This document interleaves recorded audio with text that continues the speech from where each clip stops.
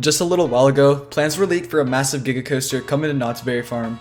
This unbelievably landlocked park in Southern California is apparently planning its tallest, longest, most expensive coaster yet. The catch is, this expansion seems nearly impossible. Here's my take on this crazy speculation.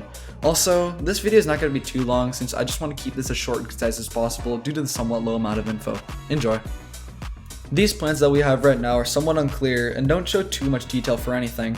Some important details and stats that have been released about the ride though are its height of 325 feet, its colossal drop of 347 feet, and the heights of each element have been disclosed on the blueprints as well. The length of the ride is still unknown, and all aspects of marketing and branding like the name or theme are completely out of the question.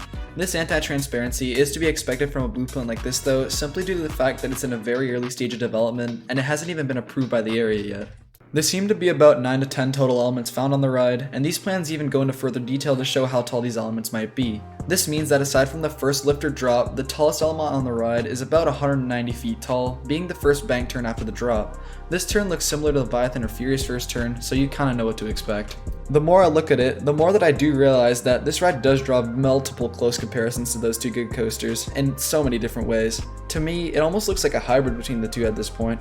This ride seems to have around 40% of its elements be low to the ground speed hills or bank turns, and has most of the other elements being taller elements like the first large camelback, the bank turn after the drop, and that sort of Shambhala style turnaround near the middle.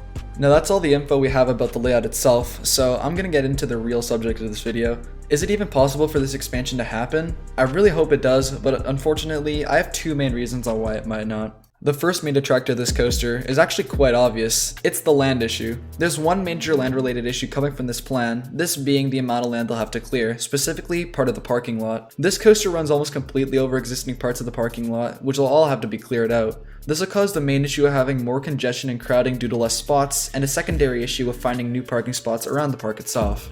The parking lot already isn't that big, and this coaster takes up quite an insane amount of it. These spots are already at a decently small number, and there's no way they can just summon in more spots magically. The new spaces for spots are also way too far from the park, and it'll create an inconvenient transport situation for whoever parks there.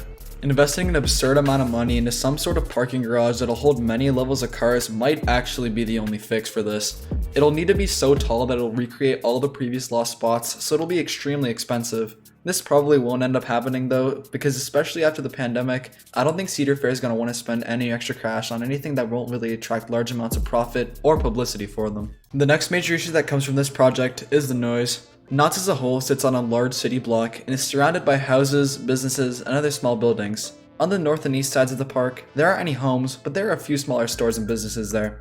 On the south and west sides, however, there are full residential areas and neighborhoods along with small businesses as well. These homes cause a large problem for park expansion because of all the noise complaints. A previous coaster, Pony Express, had caused some noise complaints in the past, and that coaster is nearly 7.5 times smaller than this new Giga. This coaster will cause an ungodly high amount of noise complaints, no matter the noise suppression they'll use. B&M's new Giga coasters, like Fury 325 or Orion, fill the running rails of the track with sand to help suppress noise coming from the wheels.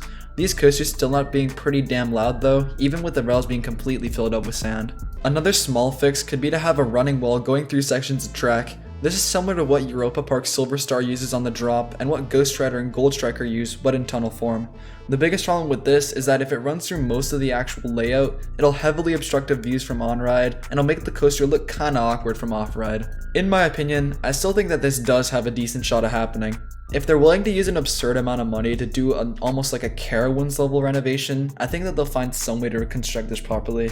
If they can somehow reconfigure the parking lot to regain the lost spaces, or just create a massive parking structure, I think that this project's outcome is looking a lot more optimistic. Hopefully you guys enjoyed it, and sorry for not uploading it so long. See you soon.